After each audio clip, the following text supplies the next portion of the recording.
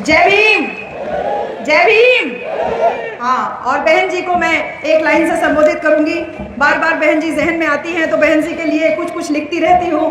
तो बहन जी के लिए यही कहूंगी कि संघर्षों ने गढ़ा उनको, वो बहुजनों की मसीहा हैं। संघर्षों ने गढ़ा उनको, वो बहुजनों की मसीहा हैं। मिशन और मूवमेंट की वो वही सच्ची खवैया हैं। मिशन और मूवमेंट की वो वही सच्ची खवैया हैं। दलित, पिछड़ों, मुसलमानों और शोषितों की सच्ची पालनहारा है कि उनको छोड़ के बोलो कौन रहनुमा हमारा है। बनी परिवर्तन की धारा, स्मारकों को संवारा है। अमर इतिहास में अब दर्ज हर महापुरुष हमारा है। हमारी बहन कुमारी मायावती जी को मैं बहुत सम्मान से स्मरण करती हूँ। और आज इस जनसभा में जितने भी लोग उपस्थित हैं, आप सब लोगों को बहन जी के ही बारे में थोड़ी थोड़ी बातें बताऊंगी कि इस बहुजन समाज पार्टी, जो कि ये केवल कहा नहीं जाता है कि एक पार्टी नहीं बल्कि मिशन है, वास्तव में बहुजन समाज पार्टी एक मिशन है। क्योंकि राजनीति करना अगर हमको किसी ने सिखाया तो वो बहुजन समाज पार्टी है। नहीं तो राजनीति राजशाही से होती थी, राजा का बेटा ही राजा बनता था। राजनीति में जो लोग टॉप पोजीशन पे थे, चाहे वो किसी वर्ग के हों, किसी भी धर्म के हों, उन्हीं के बच्चे बार बार राजनीति में आते थे। लेकिन हाशिए पे जो समाज था, जमीन पे जो समाज था, जो बिल्कुल निम्न तबके का समाज था, उस समाज को आवाज देने का, उस समाज को पहचान देने का काम बहन कुमारी मायावती जी और बहुजन समाज पार्टी ने दिया। इसलिए मेरे साथियों, मान्यवर श्री कांशीराम साहब ने जब बहुजन समाज पार्टी की नींव रखी, आज से ठीक 40 साल पहले, उस समय तक कभी भी ना तो पिछड़ों को कोई जानता था या उनकी राजनीति में पूछ थी, और दलितों की तो क्या बात ही किया जाए। तो बहुजन समाज पार्टी बनाने के पीछे मान्यवर कांशीराम साहब का जो उद्देश्य था कि बहुजनों को पहचान देना, SC, ST, OBC और माइनॉरिटी को एक नई पहचान देना।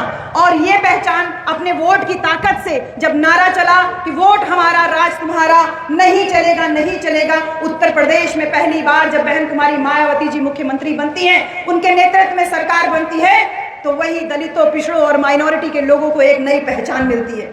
नहीं तो हमको जयंती नहीं मनाने दिया जाता था। मुझे बहुत अच्छे से याद है, मैं गांव-गांव में पुराने सीनियर साथी लोगों से मिल रही हूँ, वो बताते हैं कि झंडा जेब में रख के चलते थे, झंडा तक लहरा के नहीं चल सकते थे, जय भीम बोलने पे मार पड़ती थी। और आज देख लीजिए, दरवाजे दरवाजे पे लिखा है हम इस देश की हुक्मरान कौमें हैं, हमको इस देश पे शासन करना है। ये देन है बहुजन समाज पार्टी की, ये देन है मान्यवर कांशीराम साहब की, ये देन है बहन कुमारी मायावती जी की कि बाबा साहब डॉक्टर अंबेडकर ही नहीं, सभी बहुजन महापुरुषों की जयंतियां हम बहुत धड़ल्ले से मनाते हैं। नहीं तो हमारे टेंट तक उखाड़ दिए जाते थे, हमको कोई सम्मान नहीं मिलता था। 75 सालों में सत्ता परिवर्तन इतनी बार हुआ, लेकिन अगर सही मायने में देखा जाए तो हमको कभी कुछ नहीं मिला। हमारी स्थिति जस की तस थी। SC, ST, OBC की, यानी अनुसूचित वर्ग, यानी आपकी हमारी, और पिछड़ा वर्ग, जिससे कि हमारे माननीय प्रदेश अध्यक्ष, पूर्व और वर्तमान प्रदेश अध्यक्ष, और हमारे कटेरी विधानसभा के जो भाई हैं प्रत्याशी, वो पिछड़ा वर्ग। और इसके साथ ही साथ बहुत सम्मानित हमारे यहाँ पे मंच पे माननीय सालिम अंसारी जी मौजूद हैं। हमारे माइनॉरिटी समाज के लोगों को कोई भी पहचान नहीं थी। वो शासन सत्ता में भागीदारी के साथ साथ पहचान दिलाने का काम बहन कुमारी मायावती जी ने किया। तो बहन जी पहचान बनाने के ऊपर बात करती हैं कि हम भी कुछ हैं, हमारा भी कुछ वजूद है, हमारे समाज का कोई अस्तित्व है।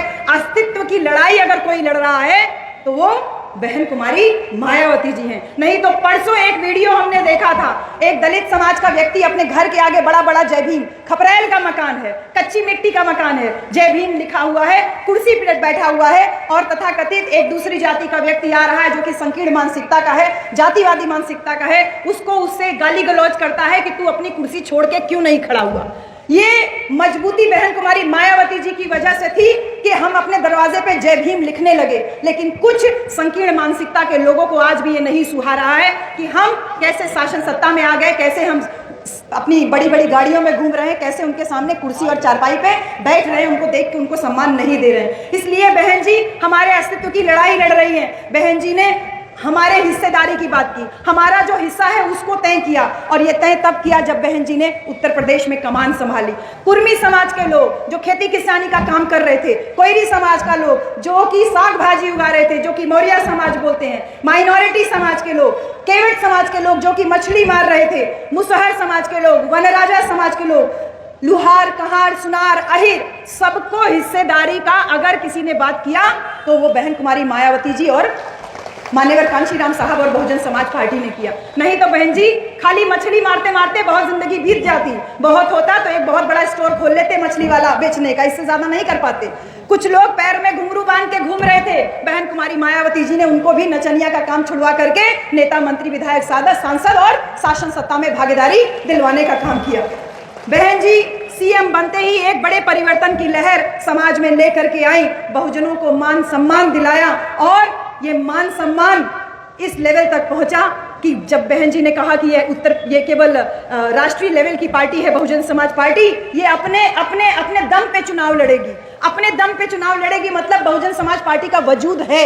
इसलिए मेरे सभी पिछड़े समाज के लोगों इस बात को बहुत अच्छे से जानो कि एक क्षेत्रीय पार्टी, एक यूपी स्टेट लेवल की पार्टी और एक राष्ट्रीय पार्टी में अंतर होता है। बहन कुमारी मायावती जी के कद को किसी भी स्टेट पार्टी के नेता से कभी कंपेयर नहीं किया जा सकता। इसलिए लोग बार बार उल्टी सीधी भ्रामक बातें हमारी बहन जी के बारे में फैलाते रहते हैं। बहन जी के निर्णयों को अगर गहराई से सोचेंगे तो अकेले चुनाव लड़ा लोकसभा में, ये दम है बहुजन समाज पार्टी का कि अकेले दम पे चुनाव लड़ सकती है। लेकिन क्षेत्रीय पार्टियों को अपना वजूद बनाए रखने के लिए उन पार्टियों के साथ गठबंधन करना पड़ता है जो कि उनके हिस्से का हक अभी से नहीं, संविधान बनने के पहले से खा रही हैं। ये उनकी मजबूरी है, लेकिन बहन जी ने हमको मजबूत बनाया। बहन जी ने हमको कभी भी 2 किलो 3 किलो 5 किलो फ्री में राशन की कभी भी बात नहीं की। मान्यवर कांशीराम साहब से एक बार मध्य प्रदेश में एक चुनावी सभा में एक पत्रकार ने पूछा कि सभी पार्टियां कह रही हैं कि हम ये देंगे 2 रुपया किलो राशन देंगे, 20 रुपया की साड़ी देंगे,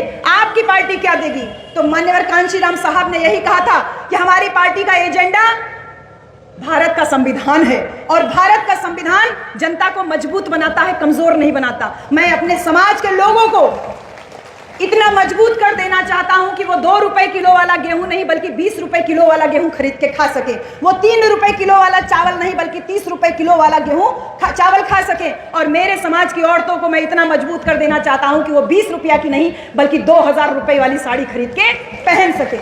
ये मजबूती दे रहे थे मान्यवर कांशीराम साहब, ये मजबूती दे रही है बहन कुमारी मायावती जी। और यही लड़ाई है बसपा और बहन जी की, यही लड़ाई है और यही लड़ाई है कि आप अपने आप को, अपनी स्ट्रेंथ को, अपनी मजबूती को दूसरे के चश्मे से मत देखिए।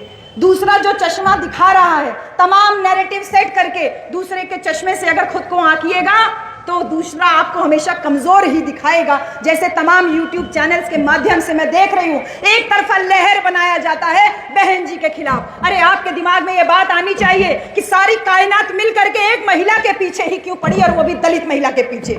दलित महिला केवल है इस वजह से आप उनके पीछे लगे हो, नहीं तो बंगाल में भी तो एक महिला शासन कर रही है, आप उसके पीछे क्यों नहीं लगे हो? सब मिल करके केवल जो दलितों की, बहुजनों की, पिछड़ों की, शोषितों की, मजलूमों की जो आवाज है उसको खामोश करने का प्रयास हो रहा है। इसलिए मेरे पिछड़े समाज के भाइयों, इस बात को बहुत अच्छे से जान लो, जो लोग कह रहे हैं कि जुड़ेंगे तो जीतेंगे, उनके नारे में ही उनका छलावा छिपा हुआ है। बहुत लोग उनसे जुड़े और देखा हमने, अभी 1 हफ्ते पहले की मैनपुरी की घटना है, जूठी पत्तल में हमारे लोगों को खाना खिलाया गया।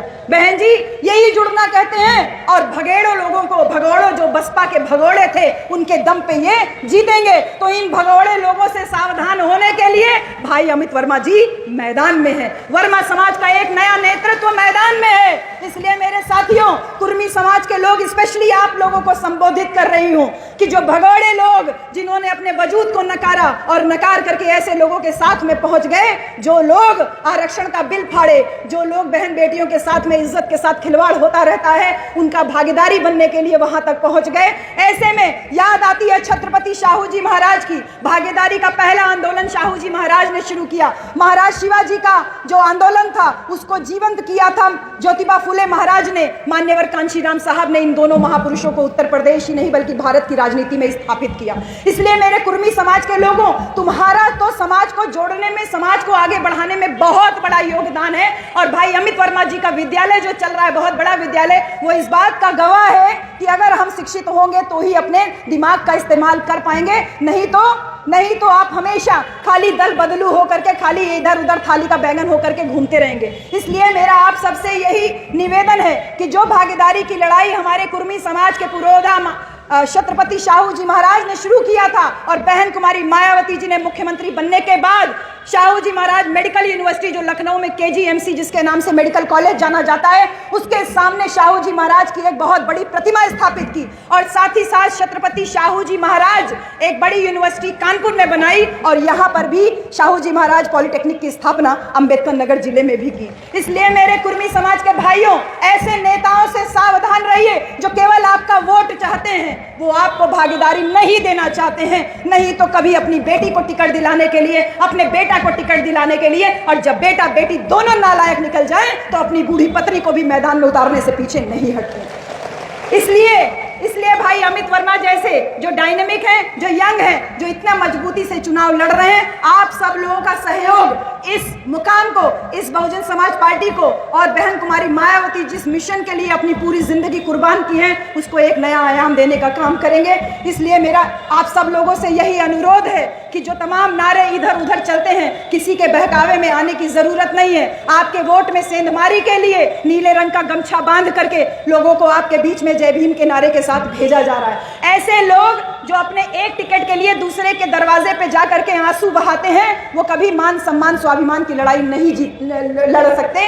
और आपको मान सम्मान स्वाभिमान अगर कहीं मिलेगा तो बहन जी और बहन कुमारी मायावती जी और बहुजन समाज पार्टी में ही मिलेगा। इसलिए मेरा आप सबसे यही अनुरोध है, न केवल कुर्मी समाज बल्कि इस अंबेडकर नगर में ब्राह्मण समाज का भी एक बहुत बड़ा तबका है जो बहन कुमारी मायावती जी की नीतियों से प्रभावित है। ऐसे न्याय पसंद, ऐसे समतावादी सोच रखने वाले ब्राह्मण समाज के लोगों से भी मेरी अपील है कि विकलांगों के बारे में किसी ने कभी नहीं सोचा, लेकिन माननीय बहन जी ने डॉक्टर शकुंतला मिश्रा पुनर्वास विश्वविद्यालय, विकलांग पुनर्वास विश्वविद्यालय स्थापित करके ये बात साबित कर दिया कि सर्वजन की अगर कोई रहनुमा है तो वो केवल और केवल बहन कुमारी मायावती जी हैं।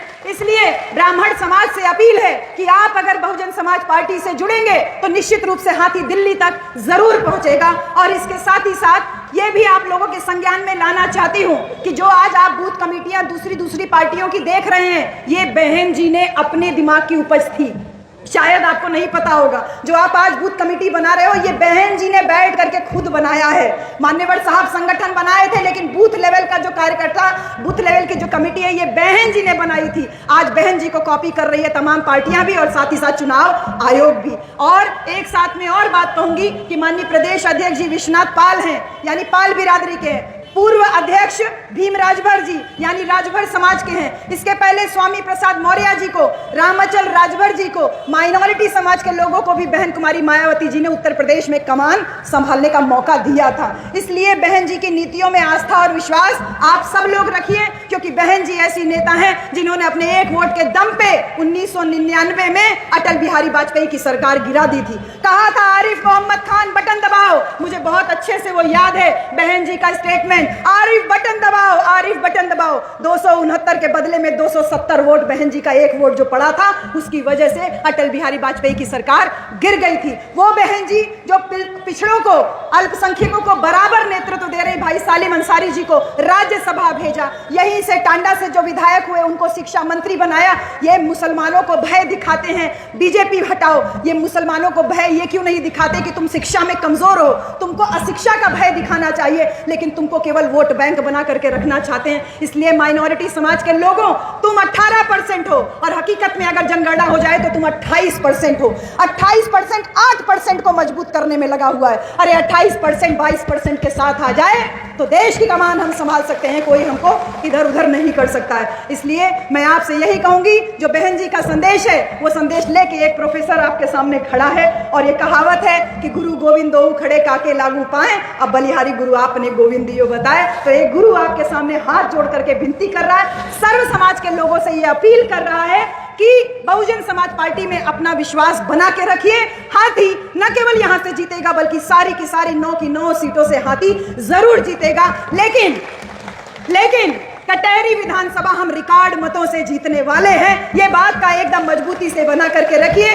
और कुछ बहरूपी ऐसे भी हैं जो गले में पंचशील का पताका डाल करके घूम रहे हैं। ऐसे बहरूपियों से भी सावधान रखिए कि जो नीला गमछा और पंचशील डाल के घूम रहे हैं। बहन जी ने पंचशील नगर बनाया था और तमाम नेता लोग आज पंचशील का पताका डाल के घूमने के लिए मजबूर हैं। ये बहुजन समाज पार्टी की देन है और आपकी और हमारी मजबूती है कि बाबा साहब की जयंती को, मान्यवर कांशीराम साहब की जयंती को को वो लोग भी मनाने के लिए मजबूर हैं जो लोग कभी इनको गाली दिया करते थे। इसलिए मेरा यही आप सबसे निवेदन है कि सब लोग ज़्यादा से ज़्यादा बहुजन समाज पार्टी से जुड़े, अपनी मान सम्मान, स्वाभिमान, अपनी सुरक्षा के लिए आपको बहुजन नाम की छतरी मिली है। बहुत धन्यवाद इस पूरी कार्यक्रम को आयोजित करने वाली टीम को। यहाँ बहुत सारे पटेल साथी हमारे हैं, भाई अजय पटेल जी और तमाम साथी हैं। मैं एक का नाम लूँगी तो कई बार ऐसा होता है कि दूसरे का छूट जाता है। यहाँ बहुत सम्मानित हमारे कोऑर्डिनेटर्स भी सारे बैठे हुए हैं, विधानसभा की भी सारी कमेटियाँ, और इसके साथ ही साथ सारे सेक्टर के लोगों, ये ध्यान रखिए कत्ल की रात आने वाली है, कत्ल की रात आने वाली है, और ये 2 दिन हमारे लिए बहुत क्रूशियल है। 2 दिन अगर हमने अपने समाज को संभाल लिया तो कटहरी को रिकॉर्ड मतों से जीतने से हमें कोई रोक नहीं पाएगा। पुनः बहुत सारा धन्यवाद, बहुत सारा आभार। जय भीम, जय भारत, खुदा हाफिज।